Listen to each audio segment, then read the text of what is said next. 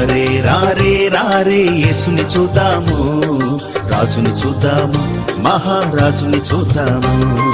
రారే రారే రారే యేసుని చూద్దాము, రాజుని చూద్దాము, మహారాజుని చూద్దాము.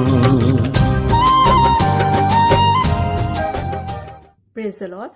Greetings to you in the name of Lord Jesus Christ. Today's Bible devotion is taken from the book of Hebrews, chapter 11, verse 1.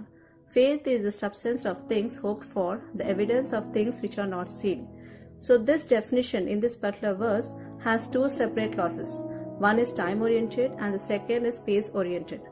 If you look at time-oriented, faith is the substance of things hoped for, means it looks to the future when hope will become reality and God's promises will be fulfilled.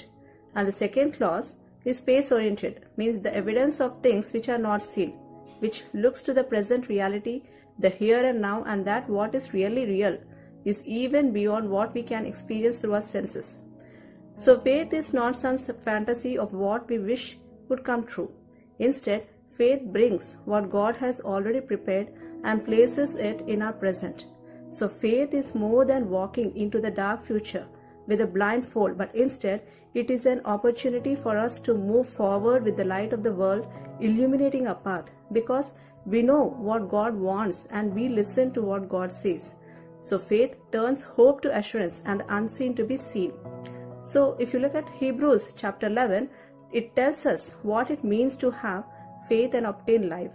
So those with true faith accept God's word, it focusing on assurance about what we do not see, looking beyond the situation as it can be perceived by natural vision. So by exercising this kind of faith, the ancients gained the warm commendation of God. By faith, they discerned God's majestic power in the created order. So for example, Abel offered a sacrifice, Enoch walked into the God, Noah built an ark. So Abel, Enoch and Noah all lived before there were 10 commandments. The law was not given until much later with Moses. They lived like they believed in God, and without faith it is impossible to please God. So if you look at Titus chapter 1 verse 1, Paul, a servant of God and an apostle of Jesus Christ, for the sake of the faith of God's elect and their knowledge of the truth which accords with godliness.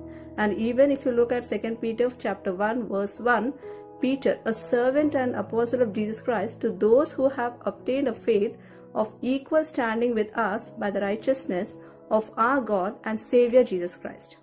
So when you and I have faith, it is God's grace and God's way of giving you and me confidence and assurance that every word spoken by Him is living and active and true to its very foundation. It is His way of giving you a conviction and evidence that you will surely experience what He promised. So the presence of God-given faith in your heart is conviction enough that He keeps and will continue to keep His word.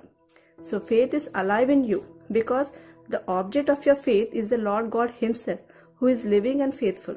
So God, who created all these things out of nothing and brought this universe and life into being, which is faithful. So His handiwork is life, and in the universe are obvious. So He who created all these things, including our lives, is the same God who speaks words and promises to us about our lives and future, about the world and the coming kingdom. So every word can be substantiated through our faith and held on to most securely. So how about you? Is your faith only something in your head? Do actions accompany your belief in God? Does your faith come as second nature to you? Is your trust in God strong enough to believe that God will always do what God has promised? So let's choose this understanding of faith as a way of life, because without faith it is impossible to please God. May God bless His word. Amen.